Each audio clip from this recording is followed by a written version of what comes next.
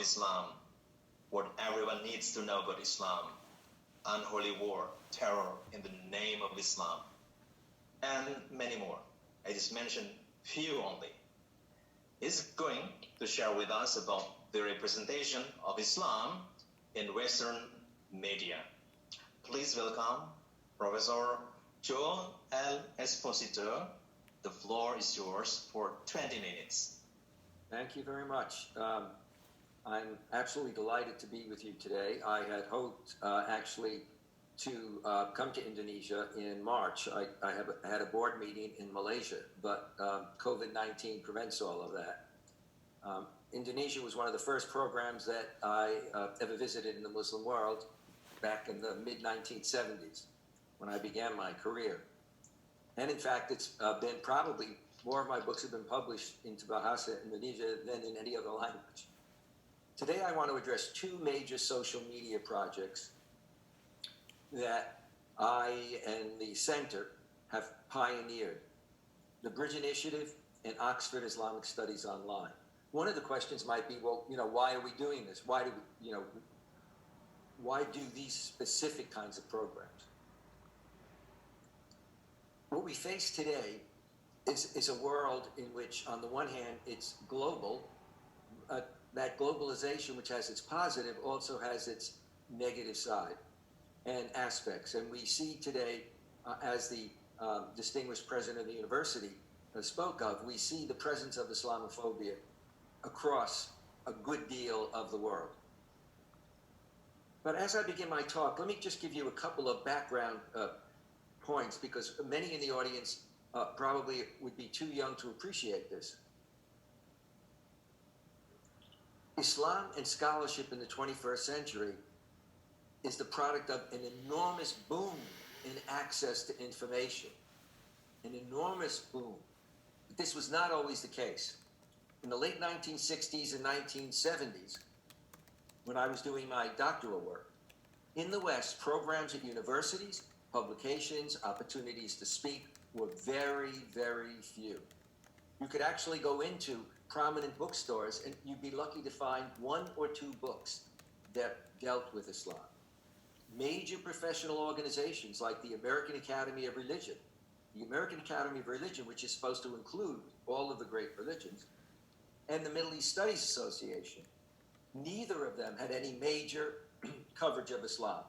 In fact, with the American Academy of Religion, my professor, Ismail Al-Faruqi, and I and others had to, in the 1970s, petition and then finally get Islam as accepted as one of the major religions represented there. And today we have many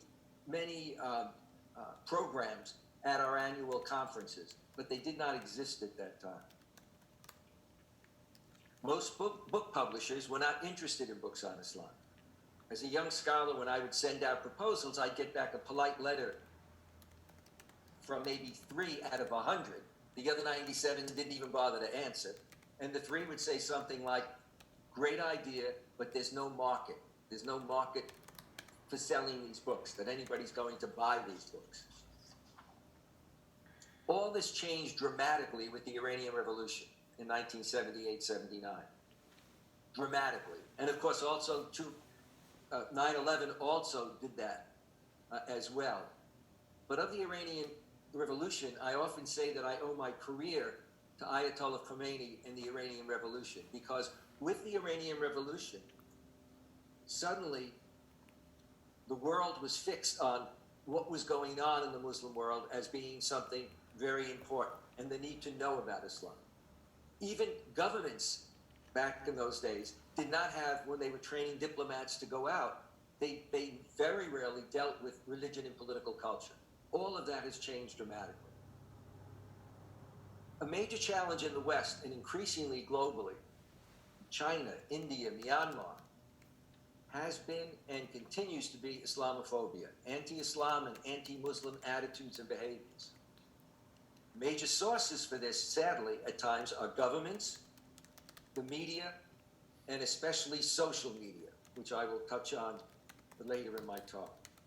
So, the two major projects, Oxford Islamic Studies Online and The Bridge, were created to respond to this reality. Oxford Islamic Studies Online was created in 2007 because one of the issues that Oxford University Press and I discussed, I'm editor-in-chief of that site, was the need for accurate information. When people get on the internet, as you know, if you get on the internet with social media today and you're looking up something about Islam and Muslims, you can find all kinds of contradictory statements.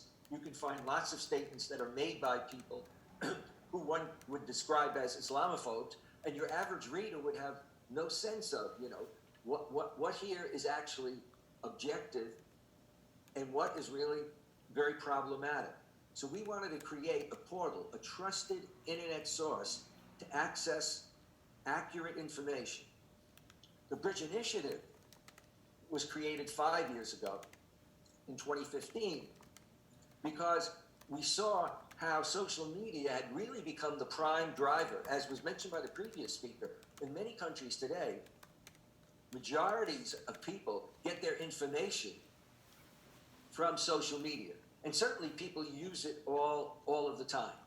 If they want to check out a personality, if you meet somebody or you read about them, you go up on social media, who is he? What's the case? I remember years ago when I went to the Netherlands and visited some of the people in the parliament, one of the people said, "Oh, John Esposito, I know this about you and that about you." And I looked at him and thought, I said, "How do you know any of this about me?" He said, "The internet." And I said, "The internet?" He said, "Wikipedia." I said, "Wikipedia." I hadn't yet myself gotten into social media. So the bridge is there to counter Islamophobic messages, authors, and websites. Let me begin by telling you a little bit about Oxford Islamic Studies Online.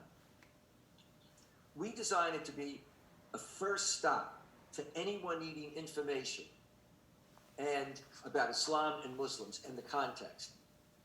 The idea is to have an authoritative, dynamic resource that brings together the best current scholarship for students, scholars, government officials, community groups, librarians, to foster more accurate information and understanding. We have renowned scholars who provide our articles. We have 5,000 plus articles from A to Z on that website. If you want to know about Islam, if you want to know about Muslim countries, if you want to know about Islamic art and architecture, if you want to know about just about anything that you can think of in terms of the Muslim world, as well as if you want to know what's happening now. As editor-in-chief, I have a column that I bring out 3 or 4 times a year, and we also have special studies that we put throughout the year on, for example, more recently, we were doing them on China, Myanmar, and India. On there, people also can have access to many of the major research tools. The Oxford Encyclopedia of the Islamic World, the Oxford Handbook of Islamic Politics, and many other encyclopedias and teaching materials. And we have 2 of the classic versions of the Quran in particular. We have others, but the 2 by Abdul Halim of the Quran, and also a much older translation, which is still classic for many people, the Quran interpreted by A.J. Arbery, and all kinds of background information. When we move to the Bridge Initiative, I should say the title of our Bridge Initiative is Protecting Pluralism.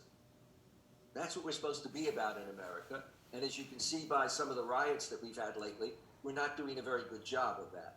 Protecting pluralism and ending Islamophobia. Now, some observations quickly about Islamophobia. The spread of Islamophobia is not just the question of Muslim extremists and terrorists and the kind of message that they send.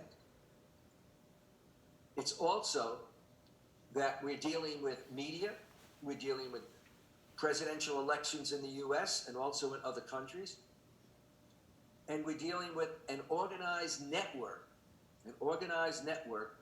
of Islamophobic websites and authors that receive a significant amount of funding. Just a couple of quick observations. Media Tenor, T-E-N-O-R, which is a major monitor of media globally, did a study from 2001 to 2011, it looked at 975,000 pieces of media. And within all of that, it looked at where do we see anything about Islam or Muslims? And at that point, it found that 2% of the articles that one could see in all of this, 2% were on extremism, 0.1% on the vast majority of Muslims in the world and of mainstream Islam. By 2011, looking again at that 975,000, by 2011, the 2% had jumped to 25%. That is on extremism, so a quarter of it was on extremism. And it was still 0.1% of all that material dealing with mainstream Islam. Complete problem there. 2015, 2016, they found that 8 out of 10 articles looking at Germany, the US, in terms of media pieces, Germany, the US, and the UK, 8 out of 10 were negative. So by 2015, basically, the report that came out basically said Islamophobia is normalized. It's normalized. So we created our resource. When I mentioned elections, I could go back to Obama's election and the questions that were raised about, was he a Muslim or not, candidates that referred to Islam, if we're looking at the US, but you could look globally on this. But certainly we see with President Trump when he was running for office, when he said Islam hates us, and when he was questioned on that, and then the Muslim ban, and that which was then put into place. What we find is we have an organized network of these individuals and places that, in fact, in 2 major studies, one by the Center for American Progress, which found out, looking at several years, that $42.6 million had gone to these kinds of people, coming from foundations. CARE did a major study that showed that more than $219 million over a period of years had been going to these groups. So we're talking about tremendous resources. So that's why we felt we needed the bridge. And for the bridge, we compile and curate daily headlines. Every day on the bridge, we will have major pieces, headline pieces from all over the world, and show you the piece and have a summary of that piece. And we provide a variety of other things, which I'll describe very briefly now. People can sign up on our website to receive this daily mailing. And I should mention ahead of time that we have 1.1 million followers on Facebook. 1.1 million followers on Facebook from 190 countries. But what we see, if you look at our website, are articles and editorials. We have researchers in Vienna, London, and the US who do critical analysis on major topics. So we've talked about what you need to know about China's campaign against Uyghur Muslims, COVID-19 exasperating Islamophobia in India. We have Islamophobia as a battlefield in education. We have for Sri Lanka Muslims, the Easter bombing anniversary marks a year of scapegoating and persecution. We look at the Christchurch anniversary and what's happening there. And a major study on Islamophobia has no place in the fight against COVID-19. In fact, it's been used at times. We also have fact sheets, which is our most popular section. Rather than just articles, because people will always say, if you write articles, well, how are you interpreting this or that? We have fact sheets which just provide facts. So if you want to know what the President of the United States, if you want to know what the Secretary of State, with many of people in the administration, if you want to know what major writers around the world have written about Islam, and particularly Islamophobic authors and sites, we have fact sheets on many of those. We've published 125 fact sheets, and actually we have more that are coming out in the near future, another 65. They're 1 to 2 pages, bulleted list of primary links. So with the fact sheet, you not only get the facts, you get a link that backs up the fact. And that's become very popular and has been used by major media, National Public Radio, Al Jazeera, in the UK, The Guardian, and in many parts of the world, media people have focused on that.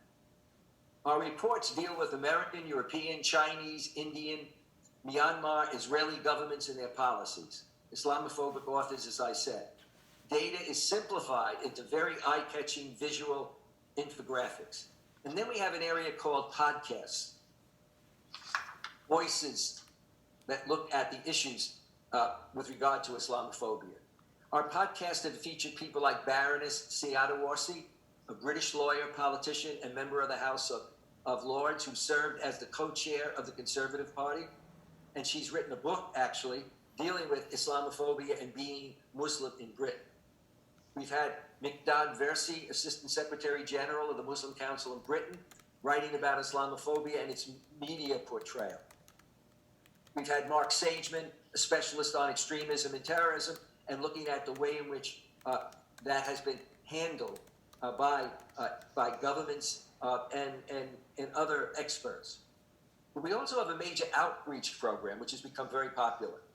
Last year, we did 35 workshops. We've run it for a long time.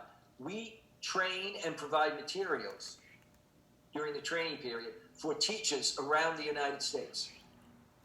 So, and it's all free. And we go and train them so that they, in their courses on Islam or their courses on world history or world religions, will be able to provide accurate information about the beliefs, practices, issues in world history. We also help them to develop curriculum so that they have confidence, because these are people that weren't trained, for example, in Islam or the Muslim world, or even in how to teach about religion in a world religions course or a world history course. We provide them with not only the lectures, but also the visuals and the materials so that they can feel confident when they go into a classroom that they really now have done, developed a kind of minor expertise in this area.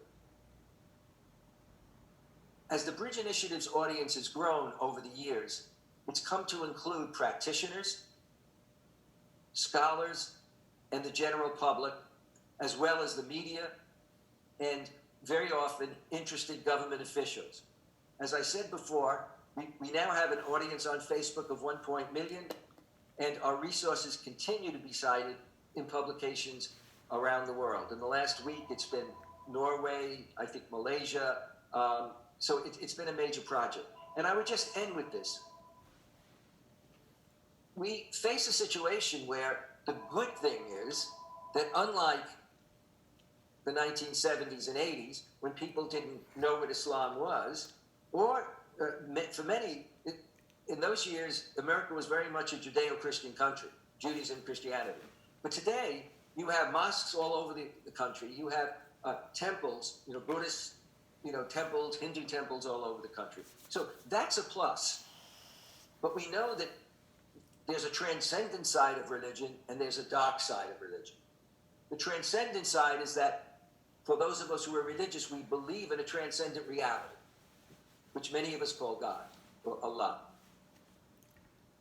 And we also believe that belief helps us transcend and be better people, transcend some of our baser problems, but to become a better person. But we also know that throughout history, and certainly today, religion has had its dark side. The problem of religion and violence runs across all religions. Part of the issue is not only that, but in fact we see with globalization an increase across much of the world in terms of what, if you're looking at Europe and America, would be seen as white nationalism and supremacy. But on the other hand, you see versions of nationalism and supremacy in Myanmar, in India, in China, etc., that are a problem. Our challenge for many of us is to use all of the materials that are available. Now, for many of us who are scholars and many people watching today, we write our books, we write our articles. But the real challenge is, how do we get out to an audience? Today's audience is social media driven. We also know from studies that people's attention span is extremely narrow.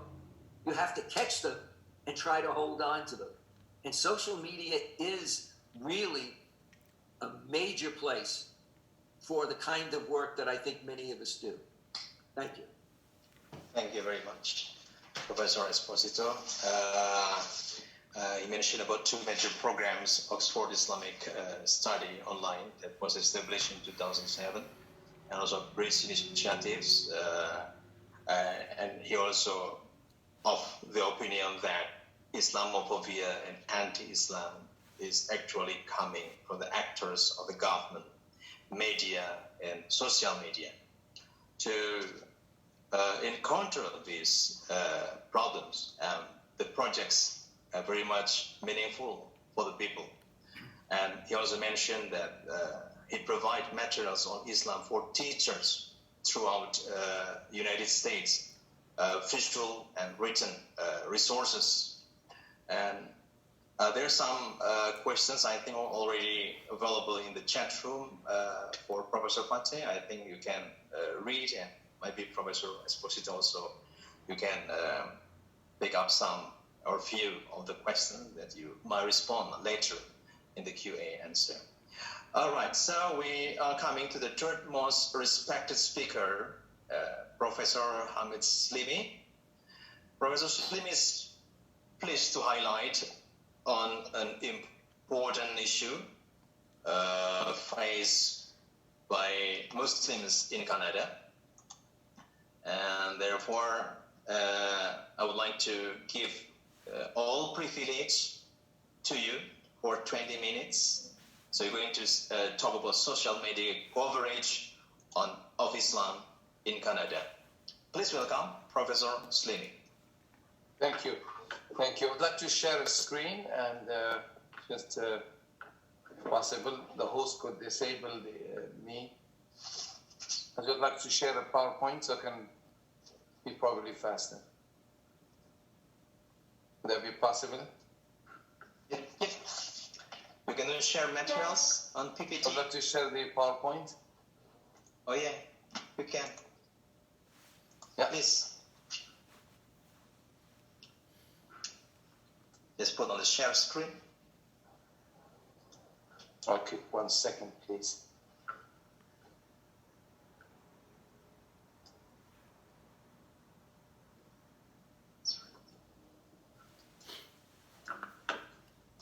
Thank you.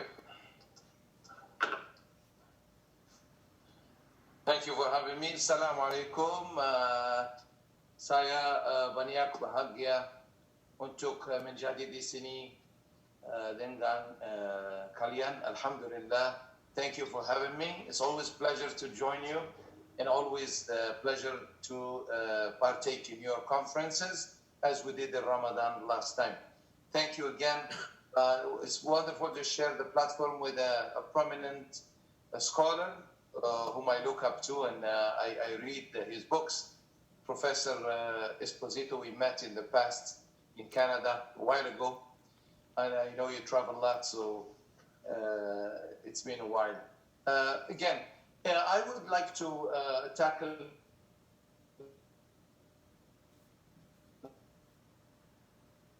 the actual topic